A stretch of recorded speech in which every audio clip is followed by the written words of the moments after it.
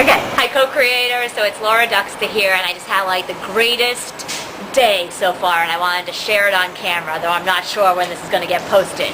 So first of all, first thing this morning, I'm thinking of, I watched The Secret last night with my 4T Prosperity class at Unity on the Bay. It's day 5, right? It's day 5, and this is a 12-week course. It's kind of based in the 12 steps all around prosperity.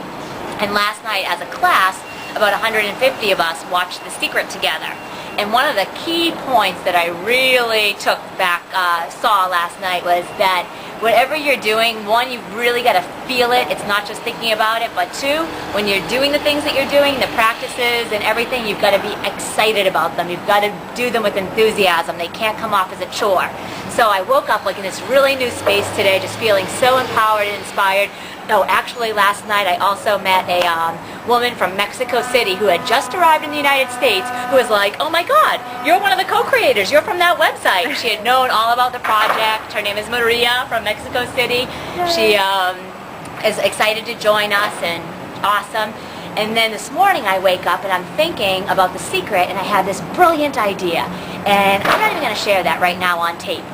But I go down, I call my friend Sandy, another one of the co-creators who I love to mastermind with, and say, I can't do anything but brainstorm about this idea today. So let me come over to your house. She's like, well, I can't go out. I'm working on a video. She's like, come over to my house and why don't you pick up something for lunch, and we can work together here. So I'm like, oh, all right. We've never gone to the quarter deck. But I say, oh, I'm really craving a blackened mahi-mahi Caesar salad from the quarter deck.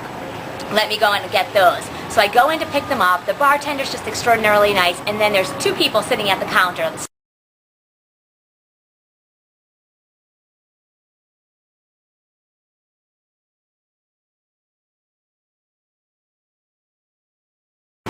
Alright, so I decided to go to the quarter deck for lunch today and pick Sandy and I up 2 salads. And I go in, and Brian's super cool, and the quarter deck is right near where Sandy lives.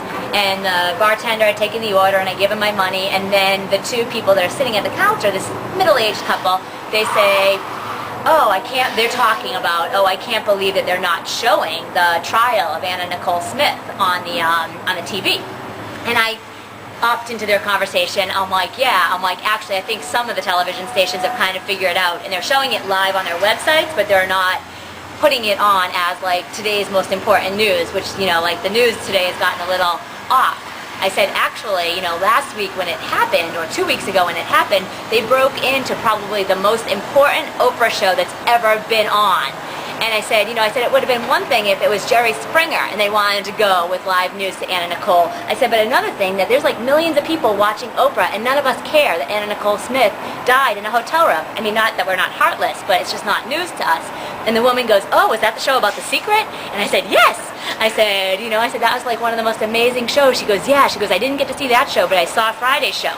And I told her about how she could go to the website and find all the information. And I said, I don't know what we started talking about. And she's like, they said, oh, we have a really good friend who works at Harpo. And I said, oh, really?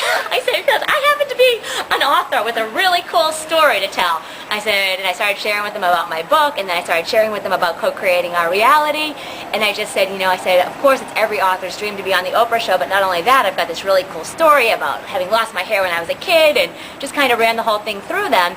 And when I gave them my card, and when the guy saw my card, he goes, oh, he's like, you've got a great name, Laura. He goes, that's my mother's name. We just celebrated her 99th birthday. And I said, oh, really? I said, what's her middle name? And he said, Anne. I said, I knew it. So is mine. So we're very connected to these people.